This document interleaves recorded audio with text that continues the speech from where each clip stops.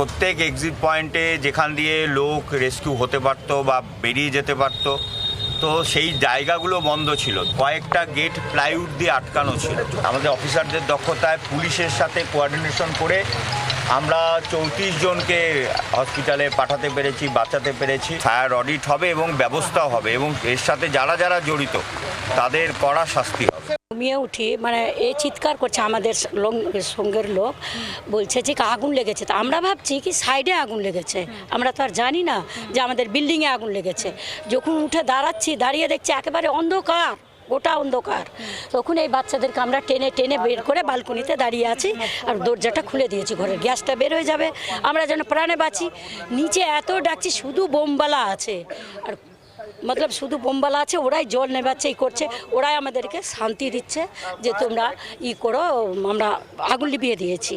তখন আমরা যখন আগুন লিভিয়ে দিয়েছি, তখন পিছন থেকে মানে ঠান্ডা হয়েছে, তখন আমরা এই বাচ্চাটাকে নিয়ে একেবারে ছোট। আপনারা কোন রুমে ছিলেন? আমরা ওই 3 নম্বর রুমে ছিলাম, ওইদিকে 3rd ফ্লোরে। আমরা ঘুমাচ্ছিলাম, আমরা কখন কি মানে হয়েছে আমরা জানি না। ভোরবেলা আমরা দেখছি সব মানে আগুন জ্বলছে। এবারে আমরা দরজা খুলেই দেখি যে সব মানে আগুন সব ঘরের মধ্যে ঢুকে আসছে। আমরা তখন বেরোতে পারছি না। দুটো বাচ্চা নিয়ে, 10 বছরের দুটো বাচ্চা, আমরা 5 জন একটা ঘরে, আর 1 নম্বর ঘরে আমাদের দিদা আর মাসি ছিল। আমরা 1 ঘন্টা ধরে বাথরুমে আটকে ছিলাম। আমরা কত চিৎকার করছি, কেউ মানে আসছেই না। মানে থানায় ফোন করা হলো, থানার থেকে আমাদেরকে এসে উদ্ধার মানে করেছে।